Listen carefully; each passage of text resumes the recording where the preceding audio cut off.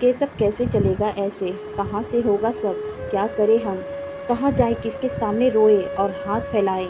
मेरी पत्नी माला मेरे कंधे पर सिर रखकर बिलख बिलख कर रो रही थी।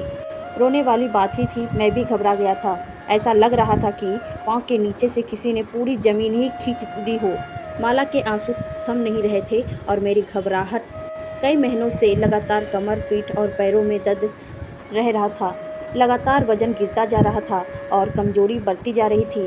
पहले मैंने इसे बहुत ही हल्के में लिया था, लेकिन जब सब लोगों ने मुझे डॉक्टर के पास जाने की सलाह दी तो मेरे होश उड़ गए। मेरी एक किडनी खराब हो चुकी थी। डॉक्टर ने उसे ट्रांसप्लांट करने के लिए कहा था। मेरे होश उड़ गए थे। एक आम मिडिल क्लास परिवार में यह किसी त्रासदी से कम नहीं था। मुँह पर मेरी बेटी की शादी थी, उसकी शादी में खर्च करूं या अपनी किडनी खरीदने में बाहर किडनी की कॉस्ट कम से कम 2-2.5 लाख रुपए थी। बावजूद उसकी भी गारंटी नहीं थी कि यह ट्रांसप्लांट कामयाब होगा भी या नहीं भी। मैं बहुत ही मायूस हो गया था। मैं माला को सांत्वना दे रहा था, तभी सुमन दी का फ़ोन आ गया। मैंने हेलो करते ही उन्होंने कहा, बउआ तेरी तबीयत तो ठीक है ना? बड़ी दीदी प्रणाम। मैं कुछ कहता उससे पहले ही माला ने फ़ोन छीन लिया। बड़ी दीदी, हम बड़े मुसीबत में हैं। इनका एक किडनी खराब हो चुका है। डॉक्टरों ने 1 महीने का समय दिया है। अब इस मुसीबत में हम पहले मधु बिटिया की शादी करें या किडनी खरीदें? बड़ी दिक्कत हो गई है, इतना पैसा भी नहीं है। क्या करें, कुछ समझ नहीं आ रहा है। सुमन दीदी यह सुनकर घबरा गई। मैंने माला को आंखें दिखाया और उससे फ़ोन छीन लिया। दीदी को मैंने टालते हुए कहा, दीदी उतनी घबराने वाली बात नहीं है, आप निश्चिंत रहिए। सुमन दी घबराते हुए बोली, बहुत ही डरने वाली बात है बउआ, इससे ज़्यादा डरावनी बात और क्या हो सकती है। रात में मैंने ऐसे ही सपना देखा था। माँ और बाबा दोनों आकर कह रहे थे, सुमन बउआ को संभाल लेना, वह बहुत डरता है। मुझे लग रहा था कि कोई ना कोई गड़बड़ होने वाली है। तुम चिंता मत करो, सब ठीक हो जाएगा। दीदी बस मधु की शादी हो जाए सही समय पर, भगवान इतनी मोहलत दे दे। मैंने लंबी सांस ली। भगवान तुम्हें बहुत सारा समय देगा। भगवान करे तुम्हारी लंबी आयु हो। चिंता मत करो, सब ठीक होगा।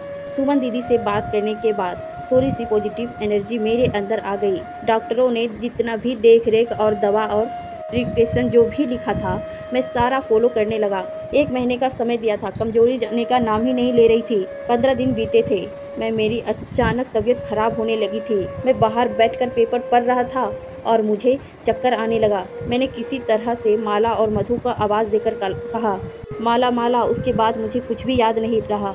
आज पूरे 6 दिनों के बाद होश में आने के बाद मैंने अपनी आँखों अस्पताल के बेड पर पाया। मेरे चारों तरफ मशीन की आवाज़ आ रही थी। हाथों पर सलाइन बोतल लगा हुआ था। सामने कुर्सी पर माला और मधु दोनों बैठी हुई थी। धीरे धीरे मैंने अपनी आंखें खोली तो माला और मधु दोनों के चेहरे पर एक जीवंत मुस्कुराहट आ गई। मैंने प्रश्नवाचक निगाहों से उन दोनों की तरफ देखा। माला की आंखों से आंसू बरसने लगे। उसने कहा, केवल सुमन दी ने अपना एक किडनी तुम्हें डोनेट कर दिया।